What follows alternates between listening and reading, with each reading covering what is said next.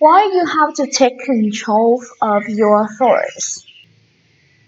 Fears emanate from your mind, which means that your mind can help you overcome them if you give it a chance. If you want to move beyond your fear, you have to learn to discipline your mind. Your mind can be your biggest enemy or your biggest asset. It's truly up to you. If you want your mind to be your friend, you will have to take control of the way you think. Many people aren't intentional with their thinking. They allow whatever thoughts bubble up into their minds to have priority, as if they have no control over what they think about. I fully believe that your mind is something you must protect and take charge of. In the Bible, the Apostle Paul wrote in his letter to the Philippian church that we must take control over what we think. Or put it this way, finally, brothers and sisters, whatever is true, whatever is noble, whatever is right, whatever is pure, whatever is lovely, whatever is admirable, if anything is excellent or praiseworthy, think about such things. Notice what Paul says we should think about. Things that are good, noble, right, pure, lovely.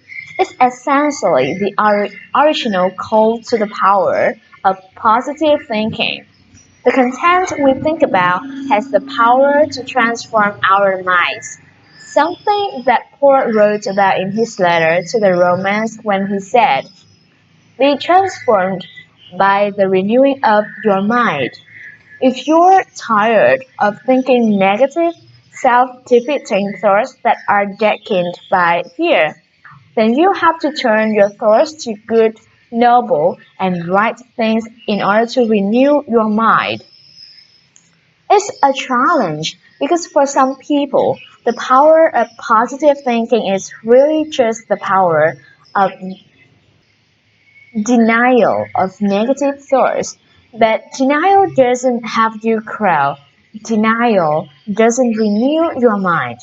Only turning your thoughts to things that are good and healthy can do that. Learning to renew your mind this way is crucial because, in my experience, there are plenty of people who will go out of their way to challenge your thinking and make you doubt. This has happened to me before some of my works. People always focus on the potential negative outcomes, the possibilities of my failing and falling. I understand when they ask. They simply cannot imagine doing what I do because they cannot imagine overcoming what I've overcome. Their minds go only on to the dark and negative places, and that's where they expect me to go when they ask questions. But negativity is a vacuum. It will suck you in and hold you there, a trap that will disengage you from your visions and goals. That's why I always encourage people to remove anyone and anything negative from their lives. You can't live in the negative realm and overcome your fears, which means you can't be around people who live there. Negative people will always want you to be negative. But the truth is, you can't always remove anyone who adds some negativity to your life. Sometimes it is just a piece of the job. A key element of all these big works I've done over the last several years has been the requirement to do pre-event media sessions. And while I have complete respect for what the media has to do, I'd be lying if I didn't tell you that many of these sessions and the questions that come with them have an impact on my mindset. Can you imagine just hours before you getting ready to work out over Times Square being asked things like, do you have a death wish? Do you want to die on live TV? What if the winds are so strong that there is no way you will make it? I have actually been asked each of those questions, and yes, they do mess with my mind.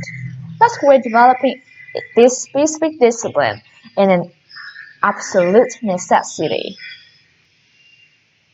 Disciplining your mind will require sacrifice, but it gives you freedom. Start by writing down your thoughts so you can examine them.